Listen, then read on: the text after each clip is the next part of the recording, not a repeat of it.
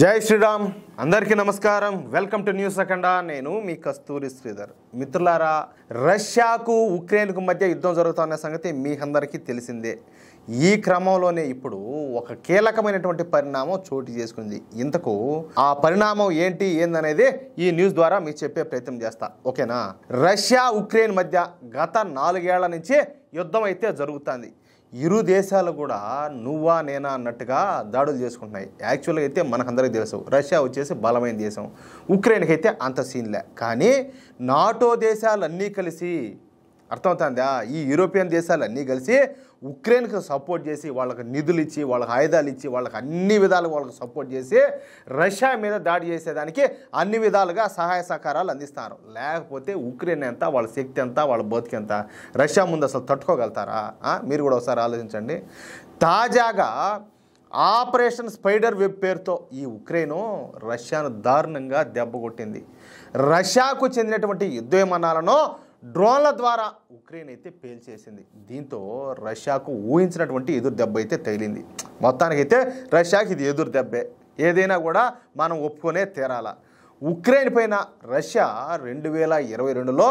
దండయాత్ర ప్రారంభించింది యుద్ధం కాదు దండయాత్ర అప్పటి నుంచి ఇరు దేశాల మధ్యన యుద్ధం సాగుతానే ఉండాలి అయితే ట్రంప్ రెండోసారి అధికారంలోకి వచ్చినాక ఈ ఉక్రెయిన్కు రష్యాకు మధ్య యుద్ధం ఆపేందుకు శతవిధాలుగా ప్రయత్నం చేస్తానే ఉన్నాడు సరే అతని స్వార్థం అవుతుంది అతని అవసరాలు అతని ఏదో అతని ఆలోచనతో అతనైతే ప్రయత్నాలు చేస్తున్నాడు సౌదీ అరేబియా వేదికగా రష్యాతో అమెరికా అయితే చర్చలు జరిపింది కానీ ఆ చర్చలో కొలిక్కి రాల తాజాగా టర్కీలోని ఇస్తాంబుల్ వేదికగా మరోసారి చర్చలు జరగాల్సి ఉండగా ఈ ఉక్రెయిన్ ఊహించని రీతిలో రష్యా యొక్క వైమానిక స్థావరాలపైన డ్రోన్లతో దాడి చేసిందియా దీంతో ఈ రష్యా బాంబర్లు నాశనం అయిపోయినాయి దీంతో ఇప్పుడు ప్రతీకారం తీర్చుకునేందుకు రష్యా అయితే సిద్ధపడుతున్నట్టు తెలుస్తుంది మనకందరికీ తెలుసు పుతిన్ వచ్చేసి పవర్ఫుల్ లీడరు మనకు నరేంద్ర మోడీ గారు ఎట్లయితే పవర్ఫుల్లో రష్యా విషయంలో పుతిన్ కూడా దేశభక్తుడు పవర్ఫుల్ లీడర్ అనమాట ఏం సామాన్యుడేం కాదు గెట్టోడే మామూలుడు కాదు ఈ క్రమంలోనే అగ్గికి గాలి గద తోడినట్టు ఈ పుతిన్కు ఉత్తర కొరియా అధ్యక్షుడైనటువంటి ఎవరు కిమ్ తెలుసు కదా మీకు మహానీయంత మనం హిట్లర్ గురించి వాళ్ళ గురించి మనం విన్నామే కానీ మనం చూడలా కానీ ఇప్పుడు కిమ్ అలాంటి నియంత అనమాట అలాంటి కిమ్ తన సైన్యాన్ని రష్యాకు పంపించాడు రష్యాకు మద్దతుగా తాజాగా ఈ ఉక్రెయిన్ వచ్చేసి బేకర్ దాడులు చేసిన నేపథ్యంలో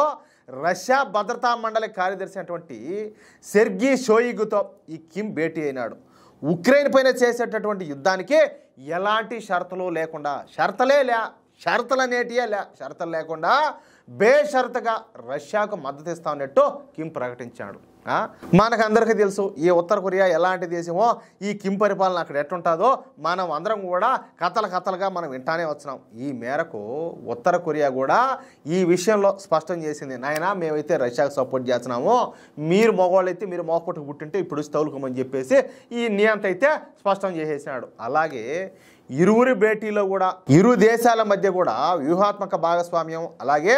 బలోపేతం వంటి పలు అంశాలపైన కూడా చర్చించుకునేట్టు తెలుస్తుంది ఇప్పుడు రష్యా